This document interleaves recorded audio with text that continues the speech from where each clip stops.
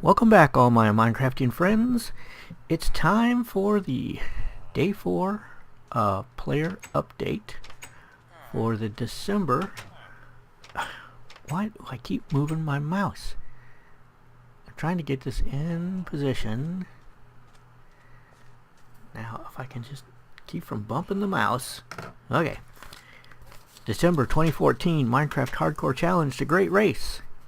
And it was, Day 4 was a difficult day for a lot of teams and people. Okay? But let us start with Tim Obert. Tim Obert, aka Captain Hook 5150, spent Day 4 mostly running, and he reached X coordinate of 7,390. So he's making good progress. Next we have the team of Dan Plays, Murphy, and Cell In Gaming. They did some sailing at the beginning of their Day 4, and then at night they were running through the forest, and then they held up in a cave, but they got to coordinate 4,330, so they made some progress on Day 4. Next we have Outfoxed. Outfoxed decided to abandon his farm, leaving one mature wheat behind, by the way. No, that wasn't him. That was someone else that left the wheat behind. Okay, yes, abandoned his farm, headed out from his base. He found mushrooms on Day 4, so he's sitting good for food, and he is currently in the mushroom in the roofed forest biome at 2,216. Next we have Cyan93. Cyan93 spent Day 4 traveling, and it started to rain at the end of his episode. I'm surprised that the weather doesn't seem to be as consistent this month as it has been in prior months. I don't know if there's some variability there, or if it's a difference in people's versions that they're playing. But anyway, Cyan93 finished at a coordinate of 6,163. Okay. Next we have Sharjitska.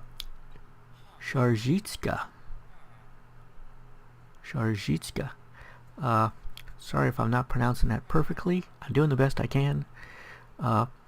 She had a storm on Day 4, which means that mobs were spawning during the day. She was the one that left a wheat behind at her farm that she abandoned, and headed out for parts unknown, traveling day and night.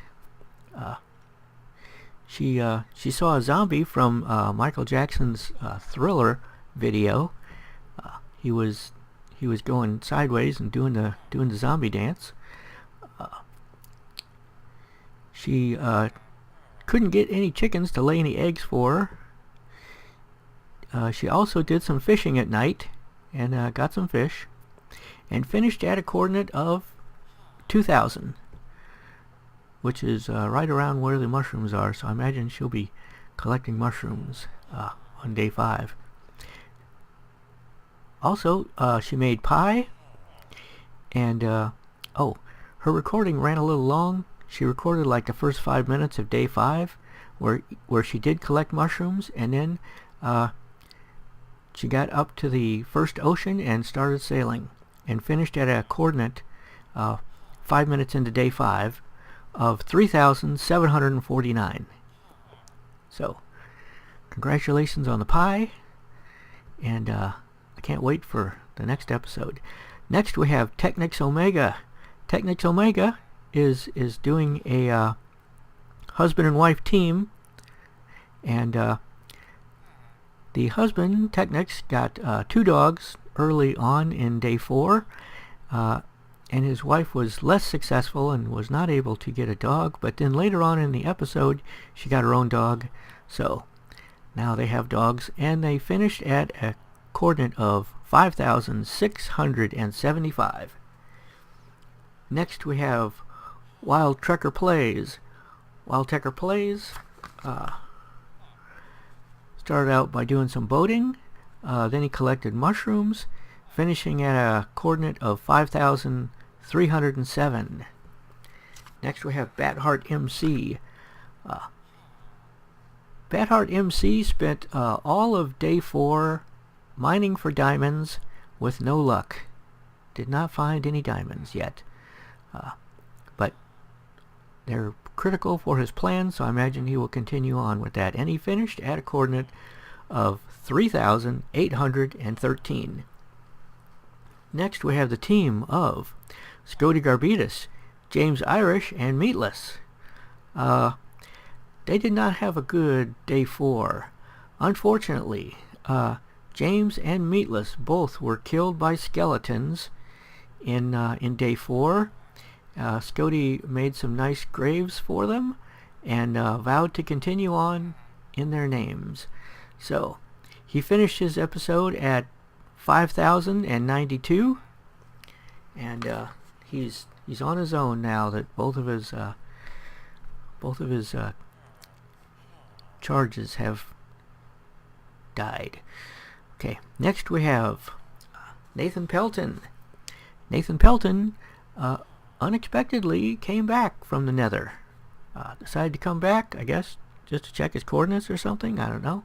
But he came back, and then he did a little running, did a little mining, finished up at a outstanding coordinate of 16,235. So next we have OG. Now this is the big team. Started with 7 players down to 6. It's OG, New Azusa, Frank and Honest, which is Mike Deadman, Viv Cakes, Momo, which is Mom of Miners, and Cool Logan. Okay. In day 4, the team made a commitment. See, in day 3 they went into the Nether, and you didn't really know at that point whether they were just going in there to collect mushrooms or get some stuff from a fortress and come back. But in day 4 they made a commitment to head off to the east in the Nether and just make as much distance as they could, leaving their portal far behind. Except for New Azusa, which turned around partway through and returned to the portal and came out to the overworld. In day 4, on his way back to the portal, he was almost killed by a ghast. He had to Scody hole and regen before he could continue on. But at the end of day 4, New Azusa was back at their camp in the overworld, and the rest of the team was at Nether coordinate of 615. So I think they are permanently separated now. New Azusa's on his own, and the rest of the team is going on in the Nether, which is a risky strategy because, you know, the only way to get back from the Nether is with obsidian. So one of their players is carrying the obsidian, but, you know, there's, let's see, 1, 2, 3, 4, 5, okay, 6. So there's 5 of them traveling through the Nether. If the one player carrying the obsidian falls into lava and the obsidian's lost, the rest of them are stranded. They are not coming back. Okay, so this could be a risky strategy. You know, New Azusa could be the one that's playing it right. Who knows? Next we have Nova Cookie 232. Nova Cookie spent day 4 running and got to a coordinate of 9,645. Next we have Baker Bell. Baker Bell did some fishing in day 4, and in her fishing she got a saddle, so she will be able to get a horse if she wants one.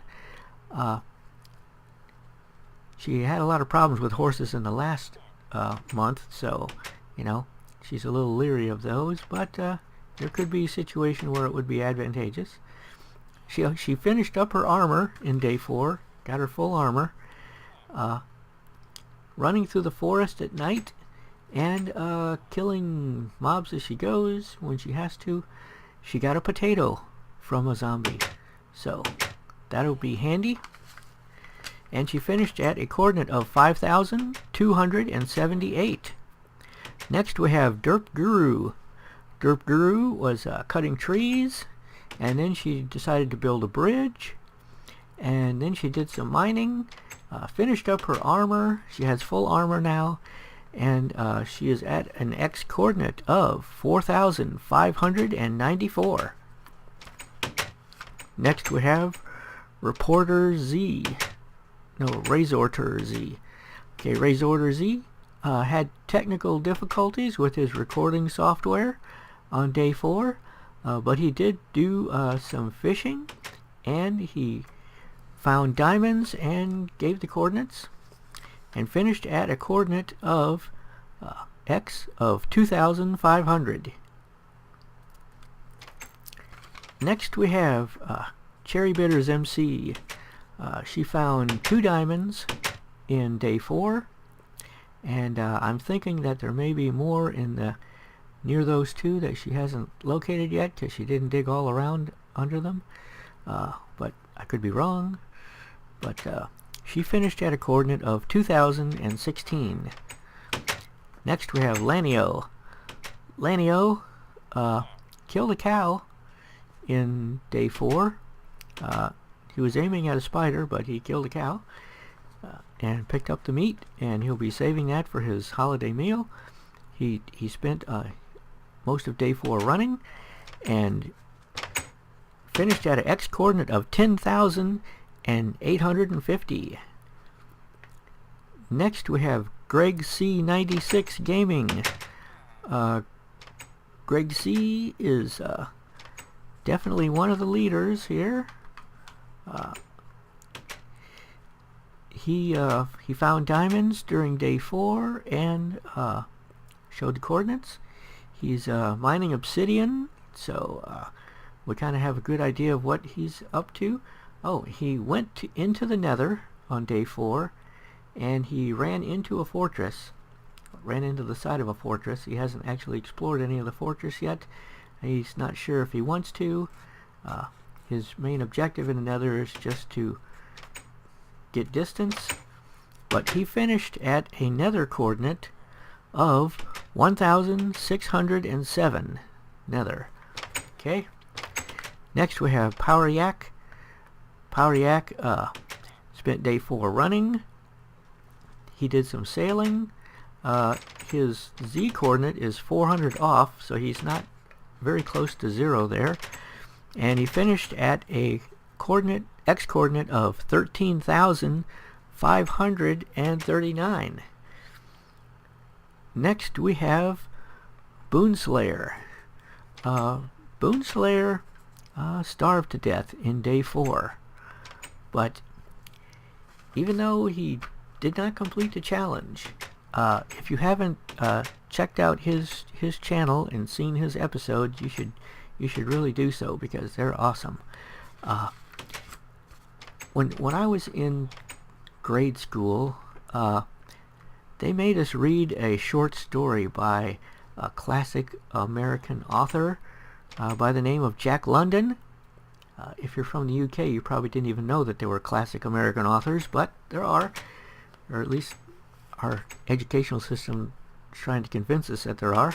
But Jack London wrote this short story called To Build a Fire, and I remember it had a big impact on me.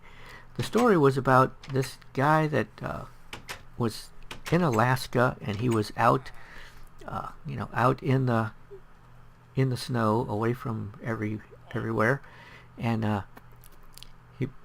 he made a few mistakes early on. He built a fire underneath a tree instead of out in the open, and when the tree heated up the branches up above, a lot of snow fell and put the fire out. And then he stepped into a I don't know, he stepped into a lake that he shouldn't have stepped into and got cold water all over his legs and his feet, and he's having all kinds of problems. He also had a lot of bad luck. You know, it wasn't all his fault. But the story ended basically the same way that Boonslayer's story ended. But the thing that was so interesting about the story is you know, you never,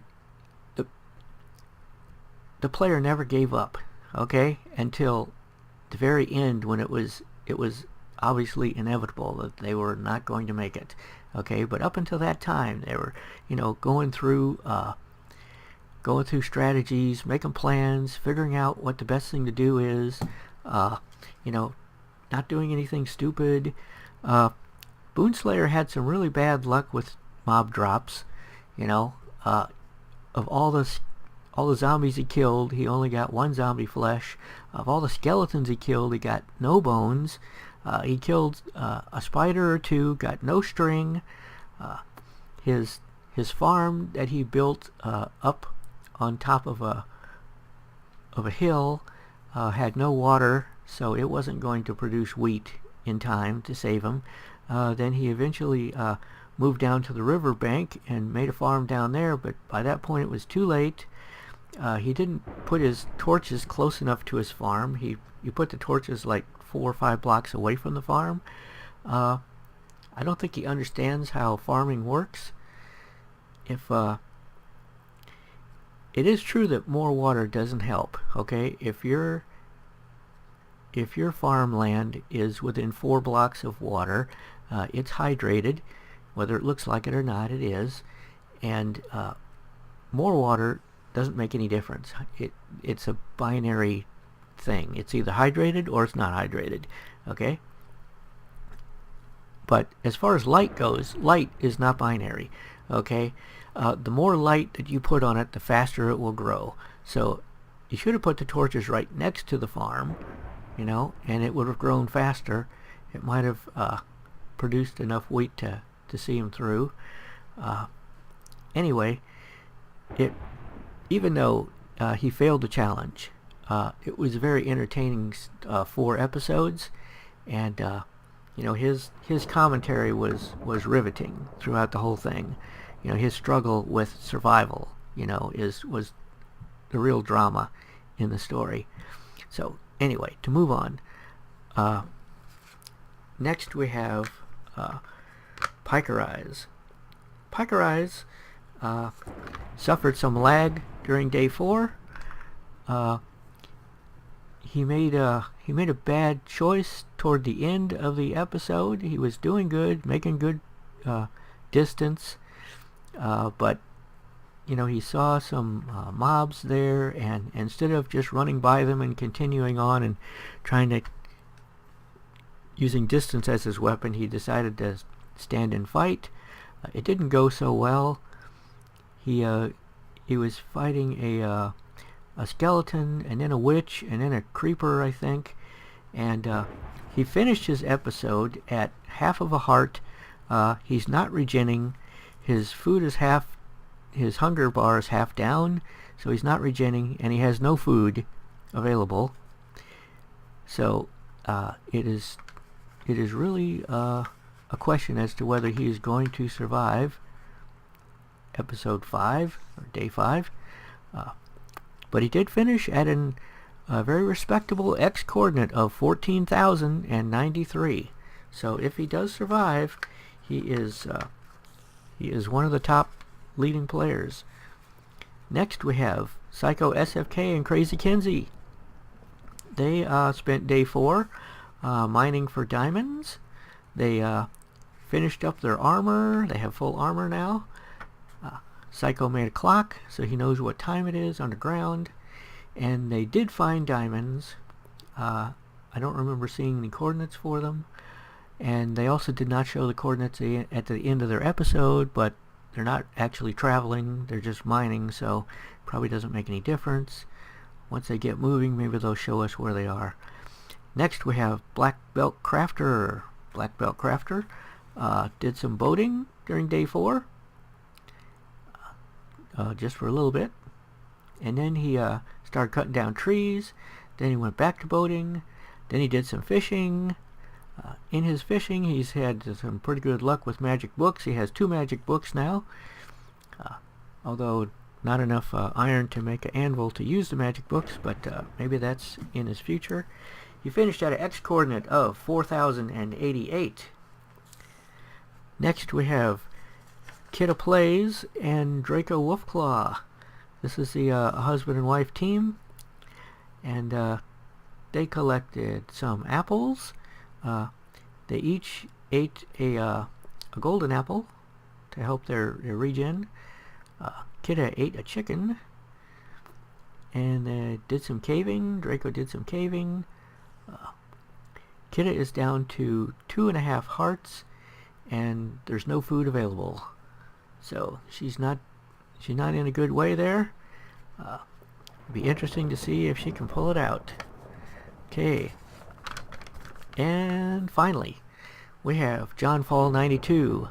Okay, John Fall 92 spent day 4 running, and then did some more sailing. He is still our current leader at 16,642. But there are a couple players that are within striking distance of him.